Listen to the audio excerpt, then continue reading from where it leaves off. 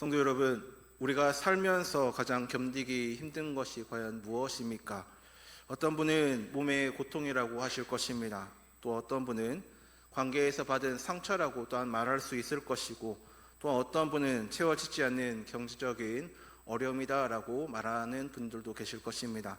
이 모든 어려움들이 다 맞습니다. 그 하나하나가 우리를 늘 짓누르고 있기 때문에 그렇습니다. 그런데 오늘 저는 다른 어려움을 한번 말씀을 드리고 싶습니다.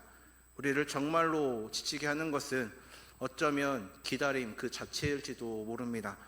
기다림은 우리의 속사람을 늘 시험을 하고 있기 때문에 그렇습니다. 응답이 없는 기도 앞에서, 또한 풀리지 않는 그 문제 앞에서, 아무리 붙들어도 달라지지 않는 그 현실 앞에서 우리는 늘 흔들리고 있는 것을 보게 됩니다. 그리고 마음 깊은 곳에서는 늘 이러한 소리가 우리 가운데 올라옵니다. 하나님, 지금 과연 어디 계십니까?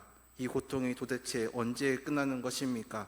제가 왜 이것을 끝까지 견뎌야 합니까? 라는 그런 물음들이 우리 마음 가운데 늘 올라오고 있습니다. 야고보는 우리를 향해서 오늘 말을 합니다. 형제들아, 길이 참으라 라고 말을 합니다.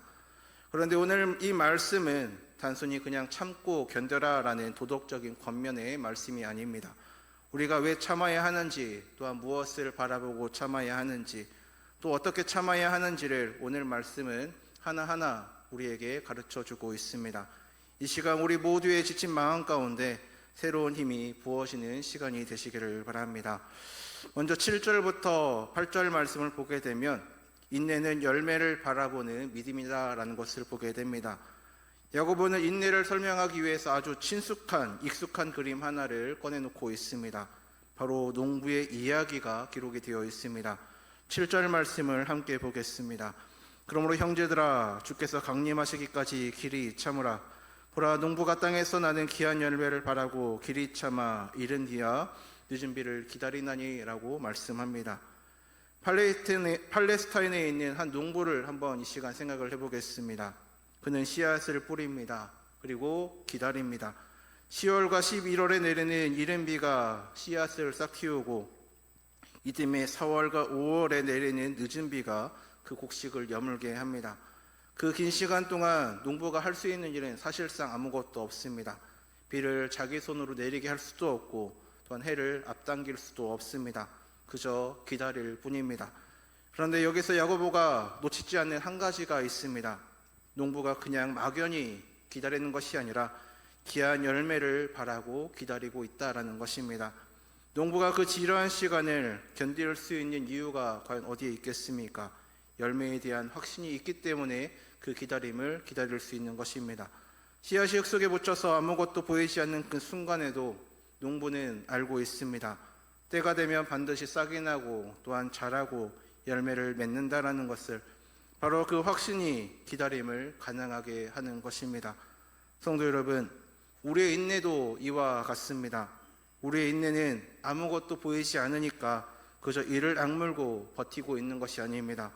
우리의 인내는 아직 눈에 보이지 않는 그 열매를 믿음의 눈으로 미리 바라보며 나아가는 것입니다. 지금 이 고난의 땅 속에 하나님께서 심어두신 그 씨앗이 있다라는 것을, 그 씨앗이 반드시 열매에 맺을 것이라는 것을 믿음으로 바라는 것입니다. 로마서 8장 28절 말씀을 보면 이와 같이 말씀을 하고 있습니다. 우리가 알거니와 하나님을 사랑하는 자, 곧 그의 뜻대로 부르심을 입은 자들에게는 모든 것이 합력하여 선을 이루느니라 라고 말씀합니다. 지금 우리가 통과하는 그 고통도, 그 눈물도, 또한 그 답답한 기다림까지도 모두 하나님의 손 안에서 선을 향해 빚어가고 있는 것입니다. 우리 하나님께서는 시간을 낭비하는 분이 아니십니다. 자녀의 눈물 한 방울도 헛되이 또한 흘려 보내시는 분도 아니십니다. 그래서 저는 이 시간 우리 성도님들께 한번 물어보고 싶습니다. 지금 여러분의 삶의 자리에서 가장 힘든 자리가 있으십니까? 어디십니까? 그리고 그 자리에서 지금 여러분은 지금 무엇을 하고 계십니까? 당장 눈앞의 고통만 보고 계십니까? 아니면 그 고통 너머에서 하나님께서 이루실 열매를 바라보고 계십니까? 이어서 야고보는 8절에서 이와 같이 말을 합니다.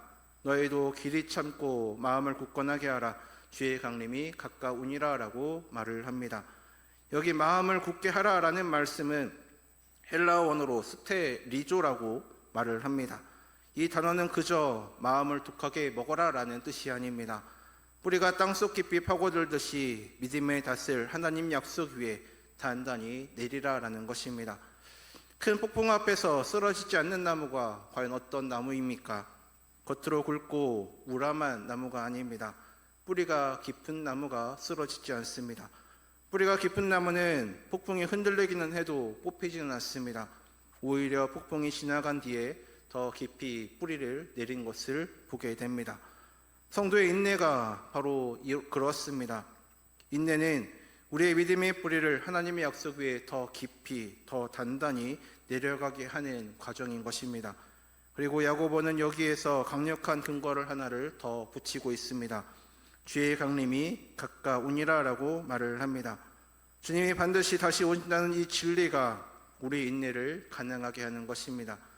지금 이 세상이 전부가 아니라는 것, 또한 이 고난이 영원하지 않다라는 것, 주님께서 반드시 오셔서 모든 것을 새롭게 하신다는 이 확신이 있을 때에 우리는 비로소 오늘의 고난을 견딜 수 있게 되는 것입니다. 고린도후서 4장 17절에서 바울은 이와 같이 말을 했습니다. 우리가 잠시 받는 환난에 경한 것이 지극히 크고 영원한 영광에 중한 것을 우리에게 이루게 함이니라고 말을 합니다. 우리가 지금 겪고 있는 고난은 잠시이고 가벼운 것이다 라는 것입니다. 그러나 하나님께서 우리를 위해 예배해 주신 영광은 영원하고 무거운 것이다 라고 말을 합니다. 이 말씀을 기억할 때 우리는 오늘의 고통을 전혀 다른 눈으로 또한 바라볼 수 있게 될 것입니다. 성도 여러분, 씨앗을 뿌린 농부가 조바심에 매일 땅을 파헤치지 않듯이 우리도 하나님께 올려드린 기도와 신뢰를 의심하지 말아야 합니다. 때가 되면 반드시 이른 비와 늦은 비를 보내주시는 그 하나님을 날마다 믿으며 나아가야 할 것입니다. 두 번째는 9절 말씀을 보게 되면 인내는 서로를 향한 원망을 내려놓는 것을 보게 됩니다. 9절 말씀을 한번 보겠습니다. 형제들아 서로 원망하지 말라. 그리하여야 심판을 멸하리라. 보라 심판주가 문 밖에 서 계시니라 라고 말씀하고 있습니다. 이 말씀을 읽으면 조금 의아해하신 분들이 계실지도 모르겠습니다. 인내를 이야기하던 야고보가 갑자기 왜 서로 원망하지 말라라고 말을 하고 있는 것입니까? 주제가 바뀐 것이 아닙니다. 야고보는 지금 인내의 가장 핵심적인 한 부분을 짚고 있는 것입니다. 한번 생각을 해보겠습니다. 고난이 길어지면 우리 마음속에 어떠한 일들이 벌어집니까? 처음에는 하나님을 원망을 하기 시작을 합니다. 그런데 하나님께서는 우리 눈에 보이지 않습니다. 그러면 그 원망이 어디로 흘러가겠습니까? 바로 옆에 있는 사람들에게로 그 원망이 향하게 됩니다. 가족에게, 또한 친구에게, 함께 신앙생활을 하고 있는 성도들에게 그 원망이 쏟아져 나아갑니다. 고난이 길어질수록 사람과 사람 사이에 불평이 쌓아가게 됩니다. 그리고 그 원망은 공동체를 서서히 그러나 확실하게 무너뜨리게 됩니다. 야고보서가 쓰인 그 시대를 한번 떠올려 보겠습니다. 이 편지를 받은 사람들은 흩어진 유대인 그리스도인들, 곧 디아스포라였습니다. 고향을 잃고 재산을 잃고 힘 있는 자들에게 착취를 당하면서 하루하루를 버텼던 그런 사람들이었습니다. 그런 극심한 고난 속에서 그들 사이에 이런 말들이 또한 오고 갔을 것입니다. 저 사람 때문에 우리 공동체가 이렇게 됐어. 저 사람만 아니었어도 당신은 대체 뭘 하고 있는 거야? 라는 말들이 오고 갔을 것입니다. 야고보는 바로 그 지점을 정확히 짚어내면서 이와 같이 말을 한 것입니다. 서로 원망하지 말라라고 말을 한 것입니다. 원망으로 번역된 헬라어는 스테나조라고 발음을 합니다. 신음하다, 탄식하다라는 뜻이 담겨져 있습니다. 그러니까 이것은 대놓고 고함을 치는 것이 아닙니다. 마음속 깊은 데서 새어나오는 불만의 신음, 그 사람을 향한 나지막한 탄식까지 말하는 것입니다. 우리가 무심코 내뱉는 말들이 있지 않습니까? 저 사람 때문에 못 살겠다, 저분이 문제야 라는 그런 말들을 우리가 늘 할 때가 있습니다. 야고보가 지금 경계하는 원망이 바로 이것입니다. 그런데 이게 왜 그렇게 위험하겠습니까? 왜 야고보는 그리하여야 심판을 면하리라 라고 경고하고 있는 것입니까? 그 이유가 있습니다. 먼저 첫 번째 이유는 원망은 우리 자신의 믿음을 무너뜨리기 때문에 그렇습니다. 원망하는 사람은 결국 현실만을 바라보게 됩니다. 눈에 보이는 것, 또한 내 손에 만져지는 것, 불편한 것에만 늘 온 신경이 쏠리게 됩니다. 그러면 하나님을 바라보던 그 시선이 서서히 흐려지게 됩니다. 원망과 인내는 한 마음 안에서 함께 살아갈 수가 없습니다. 원망이 자라면 그 자리에서 인내는 죽을 수밖에 없습니다. 두 번째는 원망은 공동체를 파괴하기 때문입니다. 고난의 때에 성도에게 가장 필요한 것이 무엇이겠습니까? 서로를 향한 격려와 위로가 필요합니다.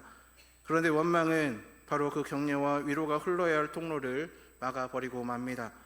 서로에게 원망의 화살을 겨누는 공동체는 가장 힘든 순간에 가장 외로운 공동체가 되고 마는 것입니다. 그래서 이 시간 다시 한번 우리 성도인들께 여쭤보고 싶습니다. 지금 여러분의 마음속에 누구를 향한 원망이 있지는 않으십니까? 풀리지 않는 그 상황 속에서 혹시 누군가를 조용히 탓하고 계시는 않으십니까? 우리는 그 원망을 참 잘 정당화할 때가 있습니다. 나는 그럴 만한 이유가 있었어. 저 사람이 먼저 잘못해서 그랬어 라고 우리는 늘 정당화합니다. 맞습니다. 이유가 있을 수 있습니다. 그런데 야고보는 그 이유를 지금 묻고 있지 않습니다. 그는 다만 그 원망이 결국 우리를 어디로 데려가는지를 보여주고 있습니다. 보라, 심판주가 문 밖에 서 계시니라 라고 말씀합니다. 이 말씀은 우리를 두려움으로 짓누르려는 말씀이 아닙니다. 이것은 우리에게 시선을 옮기라고 요구하고 있는 말씀입니다. 원망하는 사람은 스스로 심판관의 자리에 올라앉습니다. 저 사람이 옳은지 또한 그른지 잘하는지 못하는지를 판단하는 그 자리에 자기 자신을 세우게 됩니다. 그러나 야고보는 말합니다. 진짜 심판자는 따로 계신다. 지금 그분이 문 앞에 서 계신다라고 말을 합니다. 우리가 그 심판관의 자리에서 스스로 내려올 때에 비로소 우리는 원망 안에서 자유로워질 수 있게 될 것입니다. 그렇다면 원망 대신 우리가 무엇을 해야 하겠습니까? 야고보가 직접 답을 주지는 않았지만 문맥 속에 분명히 드러나 있습니다. 원망 대신 격려를, 탄식 대신 기도를, 비난 대신 위로를 선택하라는 것입니다. 고난의 때에 성도의 공동체는 서로에게 가장 큰 힘이 됩니다. 오늘 누군가가 지쳐 있다면 그를 향해 원망의 말 대신 따뜻한 격려의 말을 건네시기를 바랍니다. 또 오늘 누군가의 믿음이 흔들리고 있다면 손가락질 대신 그를 위한 중보 기도를 하시기를 바랍니다. 그것이 진정한 인내의 공동체의 모습입니다. 서로의 고난을 함께 짊어지고 서로를 향한 원망 대신 사랑을 선택하는 공동체, 이것이 바로 야고보가 꿈꾸었던 교회의 모습입니다. 히브리서 10장 24절과 25절 말씀을 보면 이렇게 권면을 하고 있습니다. 서로 돌아보아 사랑과 선행을 격려하며 모이기를 피하는 어떤 사람들의 습관과 같이 하지 말고 오직 권하여 그날의 가까움을 볼수록 더욱 그리하자라고 권면을 합니다. 그날이 다가올수록 더욱더 모이고 더욱더 격려하고 더욱 사랑하라는 것입니다. 고난의 때일수록 우리는 서로에게 멀어지는 것이 아니라 서로에게 더 가까이 다가가야 할 것입니다. 원망으로 멀어지는 것이 아니라 사랑으로 더 가까워지는 것, 그것이 인내하는 성도의 참 모습인 것입니다. 마지막 세 번째는 10절 말씀을 보게 되면 인내는 선지자들의 본을 따르는 믿음의 순종이다라는 것을 보게 됩니다. 10절 말씀을 보겠습니다. 형제들아, 주의 이름으로 말한 선지자들을 고난과 오래 참음의 본으로 삼으라라고 말씀합니다. 야고보는 이제 인내의 살아있는 모델을 우리 앞에 세워주고 있습니다. 바로 구약의 선지자들입니다. 주의 이름으로 말한 선지자들, 이들이 누구입니까? 엘리야를 먼저 생각을 해보겠습니다. 그는 하나님의 말씀을 담대히 전했지만 이세벨의 칼을 피해 강야로 도망쳤고 로뎀나무 아래에서 차라리 죽는 것이 낫겠다라고 하면서 절규하였습니다. 예레미야는 어떻습니까? 눈물의 선지자로 불린 그의 말씀을 전하다가 진흙 웅덩이에 던져졌고 조롱과 모욕을 당했고 다시는 여호와의 이름으로 말하지 않겠다라고 하면서 탄식까지 하였습니다. 이들이 어떤 사람들이었습니까? 하나님의 말씀을 받은 사람들이었습니다. 하나님의 부르심을 받은 사람들이었습니다. 또한 하나님의 이름으로 또한 말씀을 전한 사람들이었습니다. 그런데 그 결과가 무엇이었습니까? 고난이었고 핍박이었습니다. 또한 거절이었고 때로는 죽음이 그들을 기다리고 있었습니다. 우리는 가끔 이렇게 생각을 합니다. 내가 하나님을 잘 섬기고 믿음 안에서 바르게 살면 고난쯤은 사라져야 하는 것은 아닌가라고 우리는 종종 생각할 때가 있습니다. 그러나 야고보는 그 생각을 정면으로 뒤집고 있습니다. 먼저 선지자들을 보라는 것입니다. 그들은 하나님과 누구보다 가까이 있었던 사람들이었습니다. 그런데 동시에 누구보다 많은 고난을 받은 사람들이었습니다. 왜 그렇습니까? 하나님이 그들을 버리셨기 때문입니까? 아닙니다. 그들의 고난은 하나님이 안 계시다라는 증거가 아니었습니다. 오히려 그들의 고난은 하나님이 일하고 계신 바로 그 현장이었습니다. 그들의 고난 속에서도 말씀을 붙들고 믿음을 지키고 끝까지 순종했을 때 하나님은 그들을 통해서 역사를 이뤄 나아가셨습니다. 다시 한번 예레미야를 보겠습니다. 그는 예루살렘의 멸망을 예언을 하였지만 아무도 그 말을 듣지 않았습니다. 도리어 조롱만을 받았을 뿐입니다. 그는 눈물로 기도하고 또한 눈물로 외치고 눈물로 예언도 하였습니다. 그러나 역사는 끝내 예레미야의 말이 옳았음을 우리에게 증명해주고 있습니다. 그의 고난은 헛되지 않았습니다. 그의 인내는 하나님의 말씀을 이 땅에 새겨넣는 거룩한 가정이 되었습니다. 그러니까 야고보가 선지자들을 본으로 삼으라라고 말을 한 것은 단순히 저들도 힘들었으니 너희도 참으라라고 격려가 아닙니다. 훨씬 더 깊은 뜻이 그 가운데 담겨져 있는 것입니다. 선지자들의 삶을 보면 고난은 하나님의 뜻을 가로막는 장애물이 아니라 오히려 하나님의 뜻이 이루어지는 통로였다는 사실을 우리는 알 수가 있습니다. 고난 속에서도 믿음을 지킨 그들의 인내가 결국 하나님의 구속의 역사의 한 부분이 되었던 것을 우리는 말씀을 통해 알 수 있습니다. 성도 여러분, 우리의 고난도 마찬가지입니다. 지금 여러분이 통과하는 이 고통이, 또한 이 기다림이, 또한 이 눈물이 하나님의 손 안에서 아무런 의미 없이 흘러가고 있는 것은 아닙니다. 하나님께서 선지자들의 눈물을 사용하여 그분의 역사를 써 내려갔듯이 지금 이 순간 여러분의 눈물도 사용하고 계십니다. 우리의 눈에 보이진 않아도 하나님은 보고 계십니다. 우리의 귀에는 들리지 않아도 하나님은 또한 듣고 계십니다. 우리가 느끼지 못할 뿐 하나님은 지금도 우리의 삶을 통해 우리의 삶 가운데 역사하고 또한 일하고 계십니다. 야고보가 선지자들을 고난과 오래 참음의 본이라고 할 때에 그 오래 참음에 해당하는 헬라어가 마크로디미아라고 말을 합니다. 이것은 그저 수동적으로 참는 것이 아닙니다. 보복할 힘이 있는데도 그 힘을 쓰지 않고 참는다라는 뜻이 담겨져 있습니다. 복수할 수 있는 그 자리에서 그 분노를 내려놓고 하나님의 때를 기다리는 것입니다. 그러니 인내는 약해서 참는 것이 아닙니다. 오히려 강하기 때문에 참는 것입니다. 하나님이 살아계심을 알기에 참는 것이고 하나님께서 결국 모든 것을 바로 잡아주실 것을 믿는 가운데 참고 나아가는 것입니다. 바로 이것이 성도의 인내입니다. 이것은 세상의 인내와 근본부터 다릅니다. 세상은 더 이상 어쩔 수 없으니까 참습니다. 그러나 성도는 하나님이 일하고 계심을 믿기 때문에 참는 것입니다. 세상은 포기했기 때문에 참습니다. 그러나 성도는 소망이 있기 때문에 참습니다. 바로 이 차이가 모든 것을 바꿔놓는 것입니다.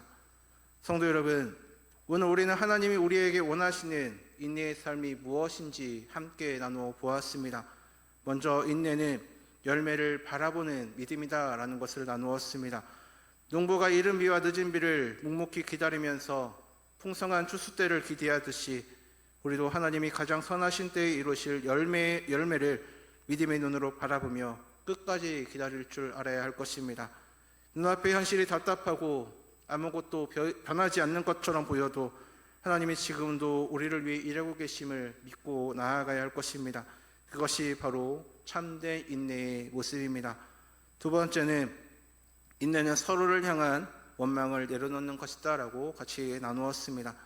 기다림이 길어질수록 우리 마음에는 불평과 원망이 쉽게 늘 자리를 잡게 됩니다. 그러나 하나님은 원망 대신 서로를 격려하고 탄식 대신 함께 또한 기도를 하며 비난 대신 사랑으로 섬기는 공동체가 되기를 원하고 계십니다. 그것이 하나님이 기뻐하시는 인내의 공동체의 모습입니다. 마지막 세 번째는 인내는 선지자들의 본을 따르는 믿음의 순종이다라는 것을 같이 나누었습니다. 하나님의 사람들은 숱한 고난 속에서도 끝까지 말씀을 붙들고 하나님의 뜻에 순종하며 나아갔습니다. 그들은 고난이 인생의 끝이 아니라 하나님의 뜻이 이루어지는 과정임을 믿었습니다. 우리 또한 어떠한 상황에서도 하나님을 신뢰하며 말씀을 붙들고 끝까지 순종하는 믿음으로 살아가야 할 것입니다. 이처럼 인내란 그저 이에 악물고 버티는 것이 아닙니다. 하나님의 약속을 신뢰하며 소망 가운데 또한 그것을 기다리고 서로를 사랑으로 품으며 끝까지 말씀에 순종하는 믿음의 삶인 것입니다. 그런데 성도 여러분, 오늘 설교를 이 세 가지의 교훈으로 마무리하는 것은 충분하지 않다라고 생각이 듭니다.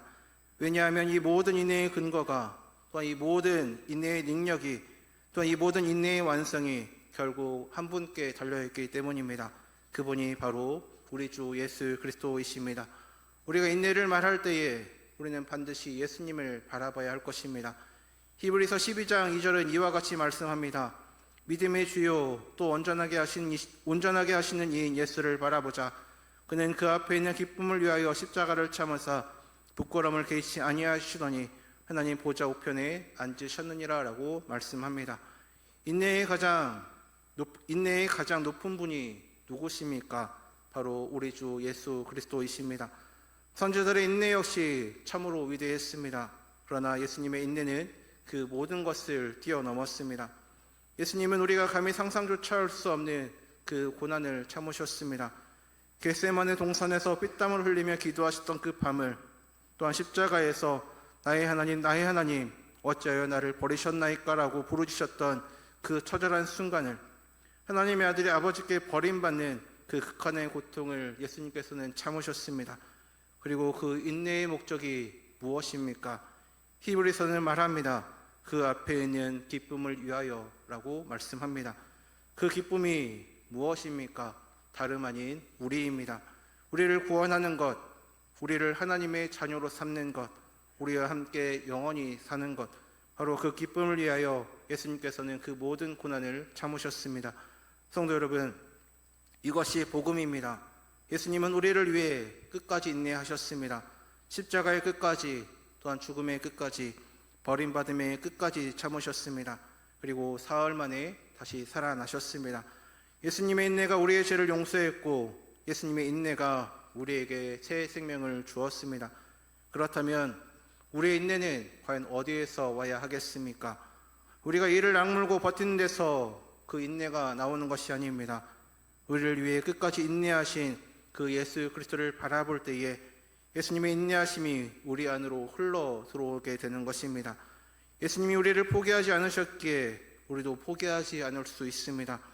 예수님이 십자가의 고통 뒤에 부활의 기쁨이 있음을 아셨기에 우리도 고난 뒤에 영광이 있음을 믿을 수 있는 것입니다. 오늘 이 자리에 지금 지쳐있는 분들이 계십니까? 이제는 더 참기 힘들다라고 느껴지고 계시는 분들이 계십니까? 또한 기도에도 응답이 없어서 그만 그 기도의 모든 시간들을 내려놓고 싶은 분이 계십니까? 또한 공동체 안에서 받은 상처로 더는 사람이 믿어지지 않는 분들이 계십니까? 오늘 이 시간 예수님을 바라보시기를 바랍니다. 예수님은 여러분이 지금 당하는 그 고통보다 훨씬 더 깊은 고통을 당하셨습니다. 여러분이 느끼는 그 외로움보다 훨씬 더 짙은 외로움을 겪으셨습니다. 그러나 예수님은 끝내 포기하지 않으셨습니다. 왜냐하면 십자가 너머에 바로 저와 여러분이 있었기 때문입니다. 그리고 지금 이 순간 부활하신 그 예수님이 우리와 늘 함께하고 계십니다. 히브리서 4장 15절은 이와 같이 말씀합니다. 우리에게 있는 대제사장은 우리의 연약함을 동정하지 못하실 이가 아니요 모든 일에 우리와 똑같이 시험을 받으신 이로되 죄는 없으십니다 라고 말씀합니다. 예수님은 우리의 고통을 이해하십니다. 또한 여러분의 눈물을 아십니다. 여러분의 또한 지친 마음을 다 느끼고 계십니다. 그리고 지금 이 순간에도 여러분을 위해 하나님 앞에서 날마다 중보하고 계십니다. 야고보가 말한 인내, 농부의 인내, 선지자들의 인내, 그 모든 인내의 완성이 다름이 아닌 예수 그리스도 안에 있습니다. 예수님이 먼저 참으셨기 때문에 우리가 참을 수 있고, 예수님이 먼저 기다리셨기에 우리가 기다릴 수 있으며, 예수님이 먼저 이기셨기에 또 우리도 이길 수 있습니다. 성도 여러분, 오늘 이 예배가 끝나고 집으로 돌아가시면서 이 한 가지만을 꼭 기억하시기를 바랍니다. 지금 여러분이 서 있는 그 자리, 그 고통의 자리, 그 기다림의 자리에 예수님이 함께하고 계십니다. 예수님은 결코 우리를 홀로 두지 않으십니다. 이른 비와 늦은 비를 반드시 보내주신 그 하나님이 여러분의 삶에도 그 보낼 때에 반드시 응답해 주실 것입니다. 선지자들을 고난 중에도 붙들어 주셨던 그 하나님이 오늘도 여러분을 붙들어 주고 계십니다. 끝까지 인내하시기를 바랍니다. 서로를 향한 원망을 내려놓고 더욱더 사랑하며 나아가기를 바랍니다. 그리고 무엇보다 인내의 근원 되신 예수 그리스도를 더욱더 굳게 붙잡으시기를 바랍니다. 주님께서는 반드시 다시 오십니다. 그날 우리의 모든 눈물을 닦아주시고 우리의 모든 고통을 영광으로 바꿔 주실 그날을 사모하며 나아가시기를 바랍니다. 오늘 이 자리에 함께 하신 모든 성도님이 이 진리를 마음 깊이 붙들고 다시금 일어서시기를 바랍니다. 어떠한 고난 속에서도 믿음을 잃지 않고, 어떠한 기다림 속에서도 소망을 포기하지 않고, 어떠한 상처 속에서도 사랑을 멈추지 않는 아름다운 인내의 사람으로 세워져 나아가기를 주님의 이름으로 간절히 소망합니다.